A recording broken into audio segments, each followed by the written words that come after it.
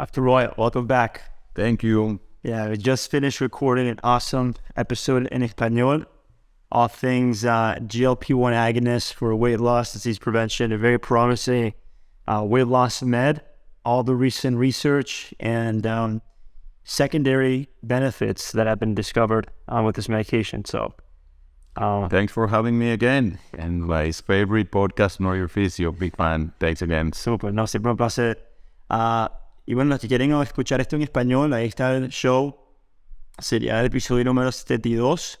Este sería el 73. So just one episode before this one. For those who speak Spanish, episode number 72 is 73. So, Dr. Roy, tell us what are GLP-1 agonists? How do they work? These are medications that have been out there for many years for diabetes. And they're medications that act as the GLP-1, which is a hormone produced in the body and has different mechanism of action, metabolic action, insulin, increase the production of insulin, decrease the production of glucagon. It has, of course, benefits for diabetes, lowers glucose, but it has other many benefits.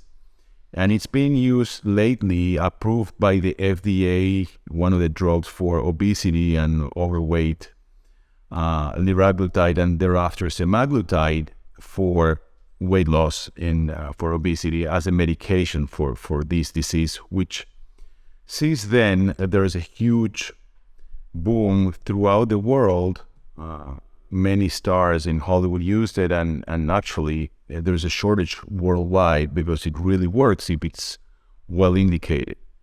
So if we see obesity as a disease, and this is one of the medications that I would say over the last 40, 50 years that we've been using meds for obesity, this is finally one that I see has a very different effect, metabolically speaking, in the brain, in the stomach, hormonal-wise, in the liver, and in the cardiovascular system as well. And there's including the brain, there's neuroprotective effects recently described.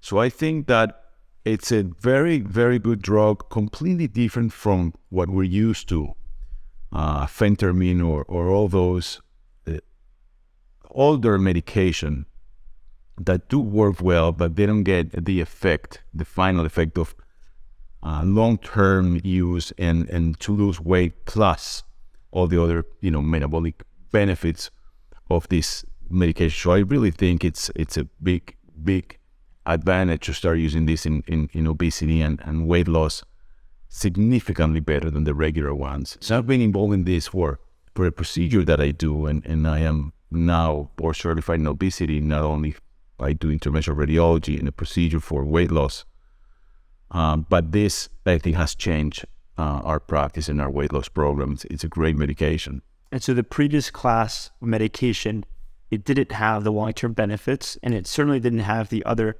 positive secondary benefits that this medication is bringing. Those can be used for long-term. They're approved for long-term use. They're phentermine, and when it combines with other drugs for depression, combined with phentermine or diethylpropion, these are medications that will cause decrease in appetite in a straightforward mechanism in the brain, and that's it. So people eat less appetite. Essentially, that's it. It changes your emotions, your sleep, a little tachycardia. Because they're mostly amphetamine salts. They're not amphetamines, but they're close to. Similar. So, and the benefit is, okay, you obtain less appetite, you eat less, you end up losing 5-8% of weight loss in long term. And they're FDA approved for that. These medications are FDA approved for obesity, and the long term, 2,000 and something patients in 50, 70 weeks, published in New England Journal, not only liraglutide, semaglutide, tirzepatide, all GLP-1 inhibitors. These are GLP-1 and the last one, Mounjaro, GLP-1 and GIP inhibitor, GLP agonist. They do have they decrease your appetite. There is action in the brain that will decrease the appetite, but also they will slow this emptying of the stomach, meaning that you're going to be satiated and full after eating early on. So for a long period of time. For a longer period of time, the medication will increase the dose because the body gets used to it at the beginning. And once you have a pretty good dose, you have less appetite. The emptying of the stomach is going to be significantly slow. You're going to feel full. You don't want to eat that many times a day, plus you want to eat less. So that's essentially pretty much what a bypass surgery does, or gastric bypass, or even a bariatric embolization. You're not hungry because you have less ghrelin with those procedures. You're in protein hunger hormone. Exactly. You produce less. Either we cut it with an embolization, they cut the production of ghrelin, or the surgeon cuts the fundus of the stomach. You produce less ghrelin. You're less hungry. Plus, the smaller size stomach after a sleeve or a bypass, you can eat that much. There's no space for it. These meds, the stomach remains the same size. You eat less because you're less hungry. Plus, the emptying of the stomach is very slow, so you feel full.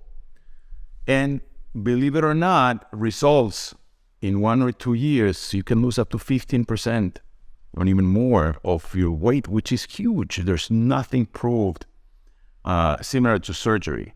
No meds have been proved anything similar to surgery. Evidently, the medication doesn't work alone. You need to be in a weight loss program. You have to have new habits, eating habits, good nutrition, appropriate exercise, better sleep, emotional support, everything to manage obesity. But this medication is definitely, no doubts, an incredible add-on to a weight loss program.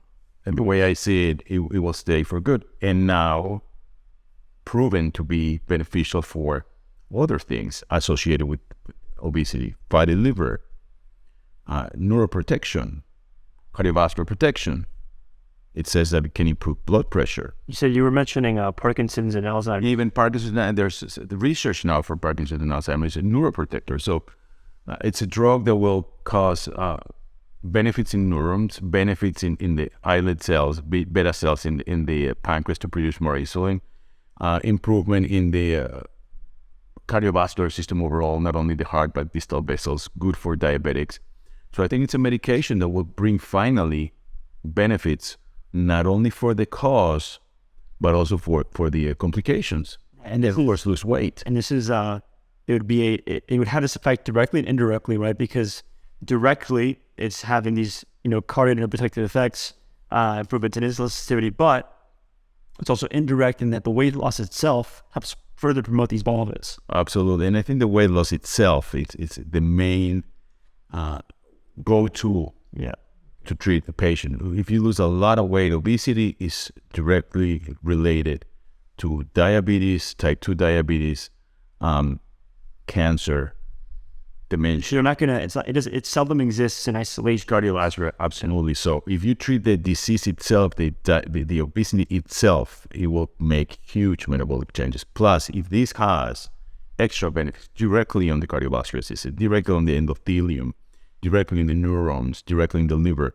lipid metabolism, directly in the pancreas, if you put all that together, evidently it's a wonderful drug. And so would you consider this, beyond a weight loss med, would you consider this a health optimization, longevity medicine? I think there's a lot of research being done for that. It's a medication being used for many years for diabetes itself. So that's incredible. Now it's being used routinely for obesity, better than any other drug. You can imagine if there's research and benefits directly in the brain, directly in the cardiovascular, in the endothelium, directly in the pancreas, in the stomach.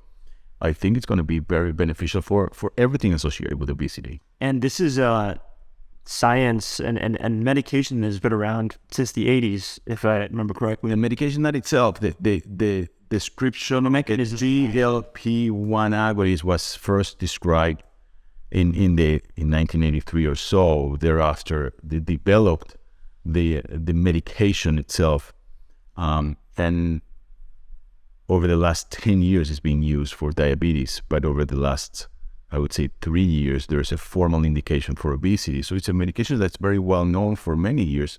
Of course, as any other medication, should be indicated by a physician who knows the benefits, the risks, the potential complications, all the side effects, who can take it, who can't, what are the contraindications, and how do you treat the side effects. It's not a medication that, even though there's abused and you can find it in many different places, it's not an over-the-counter medication for sure. And when is it contraindicated? It's a medication that should not, for those who don't know what that means, when shouldn't you take this medication? You should not take this. There is a black box warning on this. There are a few drugs that you cannot give in a few specific patients. If you have medullary thyroid cancer, it's an unusual type of thyroid cancer, you can't take this medication. A neuroendocrine familial neuroendocrine syndrome. It's an unusual syndrome, but it cannot be used in those type of patients. Patients with a history of pancreatitis cannot be used. Got to be careful. Patients with gallstones, severe depression, prior suicide attempts. Those are formal contraindications. Of course, you cannot indicate in a pregnant woman. Somebody who wants to get pregnant shouldn't be taking this medication. And the side effects that will cause, patient has gastritis or significant reflux, or this will cause some nausea. It's a delayed gastric emptying, so patients with diabetes and already have delayed gastric emptying should not take this medication. So there are very good indications, very few formal contraindications, and got to be careful about the few side effects that it has and know very well how to treat it. The medication itself is good, but ideally, whoever ordered this medication should have a weight loss program. That's a medication will not cause change your nutrition habits, will make you less hungry. But if you still eat donuts and pizza and Doritos every day, you will eat them and you're not going to get any benefit from the medication. So, right. So it doesn't target the root cause. So that should be addressed as well. But as we were discussing just recently, it's certainly something that can motivate people to continue to enable these lifestyle habits and eventually leaving the medication once they have, a very motivated sense of awareness towards what they should be eating, how they should be living, sleeping. Exactly. It's a push to get all those. Right. It's an extra push to be less hungry. If anybody who treats with severe obesity, overweight, and all its complications should be aware that it's not an easy thing to treat. 99% of these patients that come to my office, they've tried everything. They've tried keto, they've tried all the different diets, Mediterranean diet, fasting, you name it. And it's hard and it's very frustrating. And there is a emotional component to this. There is, obviously, you gain a lot of weight, you can't do much exercise.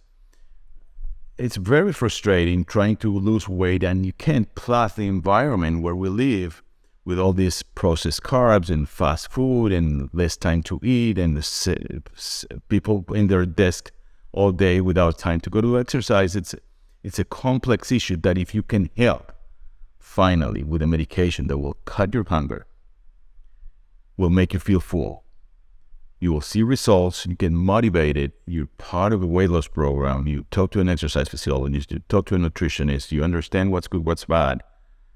It works, and it works very well. No wonder it is sold out all over the world. No wonder I'm doing less and less bariatric embolization every time. And I think the surgeons will be doing less and less gastric sleeve and endoscopic, fundal application, treatment of the stomach and so forth and so on. I think this is going to be a very minimally invasive way to treat obesity before going to the more invasive procedures. And I think for sure it is to stay. This medication is here to stay. It's being published in the best journals and in thousands of patients for months. Had you experimented with this yourself? I actually did. I tried liraglutide for a few reasons. One, I needed to feel and talk to the patient what they're going to feel. I want to see what they express. People say, well, if it's nauseous, I feel full, I feel... And I wanted to feel what that means. I wanted to feel what a low hunger state means You can like really feel it. you can really feel it big time. You don't want to eat for hours. And as we discussed before, I swim, and after swimming, and I lift weight and I do bicycle, but after swimming, I am very hungry early on. With this medication on board, I could wait. I could wait until noontime. Incredible. And if you eat well and you eat less and you do exercise, you're in caloric deficit, you're going to lose weight. And I wanted to feel if there's any change in my blood pressure, because I have high blood pressure, hard to control. And of course, with medication, it gets back to normal, but I wanted to see if there was anything, because it's been described that it could have some benefits for high blood pressure. It could have some benefits for overall metabolic effects. So I wanted to see what the side effects were. And then I tried the ribulotide once a day. I might want to try also the once a week to see what happens. It's a long-term medication. I don't think I'm going to use it for a long term, but who knows? I'm looking forward to read all the research being done now for neuroprotection, cardiovascular protection, high blood pressure, fatty liver. I mean, I think this medication can have indication for different things, not only diabetes. Now it's diabetes and obesity. FDA approved for that. We'll see in the future what it brings. And is this, how does someone get their hands on this? Can they go anywhere in the world to get it? I mean, you said there's limited, availability. So what can people do? It's not an over-the-counter medication. You have to have a strict physician should indicate and order the medication, usually endocrinologist, obesity specialist, internal medicine. In my opinion, it should be ordered along with a weight loss program, along with new habits, exercise program, sleep improvement, emotional support. If it is for obesity and weight loss, if you indicate this medication and you continue to eat, and keep your poor habits, it's not going to be a long-term benefit. It's going to be a very short-term. You're not going to eat, you lose weight, that's it. You stop and you gain weight. Elsewhere, in the United States, it's extremely expensive. It's a very expensive medication. Insurance will cover it if you have obesity and two comorbidities. I mean, overweight and two comorbidities and obesity, but it's not easy. Sometimes insurance, it's hard to get it. Elsewhere, in different countries, the cost is about 1/3 or even less than that. But of course, you need... And is it over the counter? It's not over the counter. You need... It is a prescription medication. And are you a believer in that investing in health now helps you avoid investments in healthcare later? If people invest in their health and well-being today... There's no doubt that if it is an expensive medication and you can pay for it or get the insurance covered, that investment it's a huge investment for the rest of your life. Even if you avoid surgery, it's an expensive surgery, but not only money-wise, an expensive surgery because of the complication rate, because of the risk that you're taking. You're taking a risk. You went to the OR, general anesthesia, even though nowadays it's a procedure that's very commonly done and the complication rate is very low, you still cut part of your stomach. Absorption issues. The investment is for overall live longer, decrease the chances of a cardiovascular event, stroke, heart attack, early dementia, cancer. All those are definitely associated with obesity and type 2 diabetes. It sounds like a magic pill. It is a pill that I think will prevent if you cure obesity. I mean, half of the American population will be obese in 2025. 70% of American population is metabolically unhealthy. You got to do something about it. Learning new habits is not easy. The industry is still making, more Oreos and cookies than ever. I published something in my Instagram the last time. Oreos that are organic. Well, and that's just an example. You cannot buy those. And they're vegan. They're vegan too. Oreos are vegan, now they're organic. So, of course, under the environment that Preschel will live, to be able to get new habits, it's hard. This medication will make you feel less hungry, will make you feel full early. A few side effects, nausea, you could have, of course, constipation or even diarrhea, headaches. There are side effects, and you got to be careful. You got to know how to treat them. But overall, 90% of the times, it just works beautiful. And if you're in a weight loss program, finally we have something that you can take. It's an injection once a week or once a day, or now there is a pill. You can. It's a pill.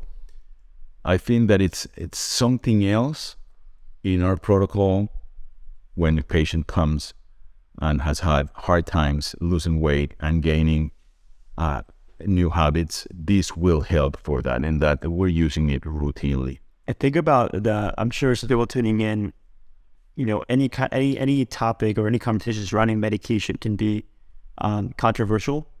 Think about the controversy in it. Oreo, processed food being marketed as vegan and organic. Yeah. That's controversial.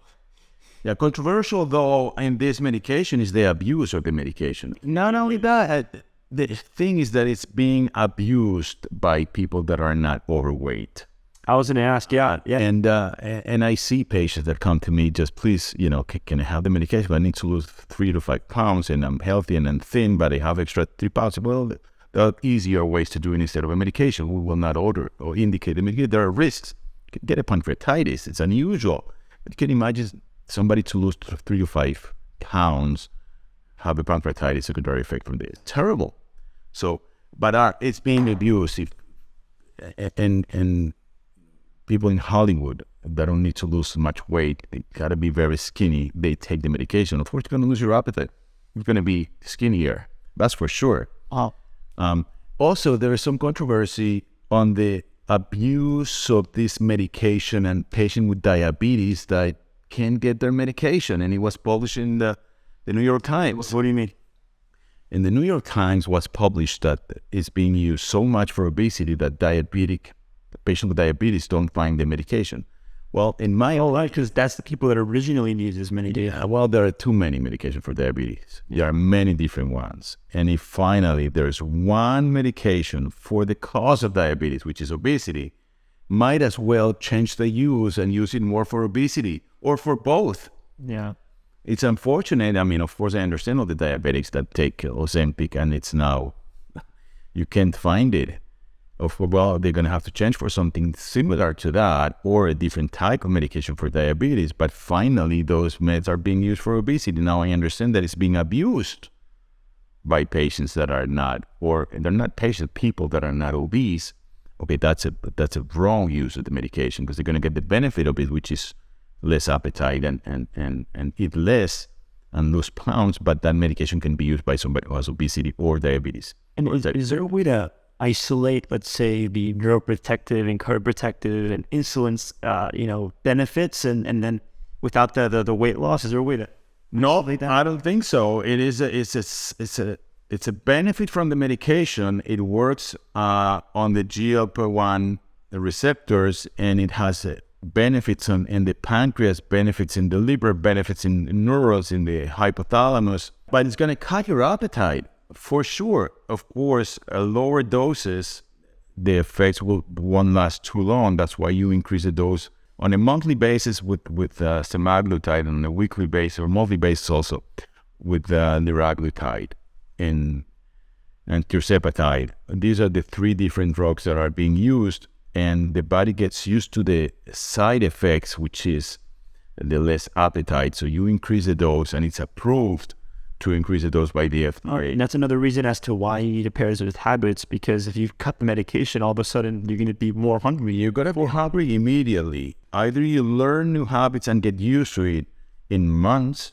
because it's approved to be used for months, or you lose the effect of it. Of course, if you're going to be less hungry, eating less, but you're still eating processed carbs and donuts every day, you stop the medication, you'll eat more donuts every day. You're going to gain the weight. But if you learn that, instead of donuts, you learn how to eat more protein, more vegetables, exercise, and know what to eat after exercise, and you lose weight and how to keep it.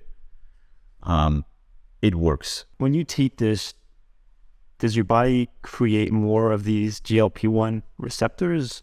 No, the receptors are there. This is an agonist. This is a medication that does the same effect that the GLP-1 hormone that we produce, or the GIP, and that hormone being produced in the pancreas and in the bowel and in the brain. It's an incretin. It's a hormone that is produced when you eat, especially carbs. The lifetime is very short, and it happens only then.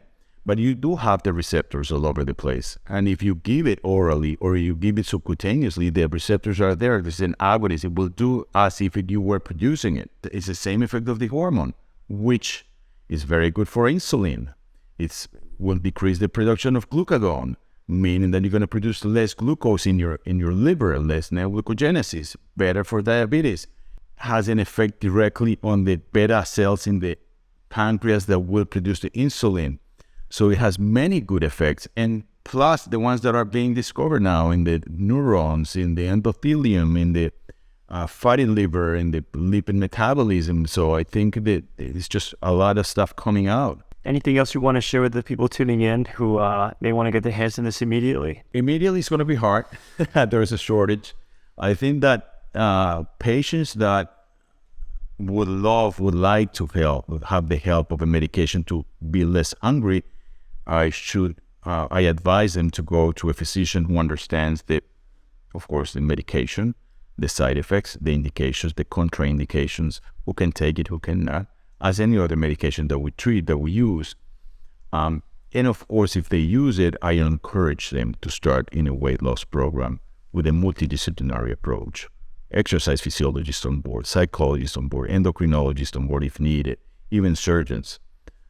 Because the medication itself, and it's happening, patients buy this, I don't know how they get it, but they're buying it all over the place, and they're using it without any supervision, so you got to deal with side effects. And I know a team like that. You know who? I know a team like that. Like which one? Oh, a team like for yeah, Hambre y Hormonas, our program, Hambre y Hormonas in Spanish. That's what we do. Every patient that comes with us will be seen by a nutritionist, physician. If endocrinologist is needed, we'll refer the patient to an endocrinologist. Exercise physiology, like Andres, and it's a long-lasting and functional medicine. And functional medicine. So I think it's the approach to. Patients initially came to me for the bariatric embolization. It's a new procedure. It's minimally invasive to cut the hunger hormone. It's still being under investigation. I like it. I'm doing it less and less because I'm using more and more the medication. I offer the patient the options. Yeah. Full scope. If the patient is not a good candidate for surgery and want to try something less invasive, I have the options in our team. I can do the bariatric embolization, or I can start using medication, as long as you start with the whole team, as long as you talk to the nutritionist and so forth. Yeah, that's the point, is it has to be a personalized approach to weight loss. Everybody's so different. There's different influences and lifestyle variables, environmental, influences that can bring someone this, inevitable consequence, which is comorbidities such as cardiometabolic syndrome, obesity, etc. Vascular effects, stroke. I mean, there's so many issues that you have to really try to treat and prevent. And this is one way to do it. I mean, there are many ways to do it, but medically speaking, over 50 years over different medication, this one I think is the best one for now. We'll see in the future what happens in 10 years using it for obesity. There's nothing published. In my opinion, what can happen? I mean, you're going to lose weight. You're going to decrease the chance of a stroke, decrease the chance of a heart attack, decrease the chance of cancer, early dementia. Maybe a medication to be used for years, many years. Because if we see patients with obesity, we see that they struggle to keep the weight down. They struggle to keep the anxiety to eat. And the hedonism mechanism of enjoying food is something also that's on the table. So who knows? Maybe this medication will be there, like high blood pressure medication that you take for years, or other medication that you take for many years. If you see obesity as a disease, and this is one of the best medications out there, maybe it will be used for it's approved by the FDA for long-term use. I hope it becomes widely available. It's patented by one lab that makes it, and there's some pharmacies that are compounding and selling it, which is not only illegal but dangerous. You should not buy this in a pharmacy that's making this medication. You just have to buy the original one. And what name would the original ones be under?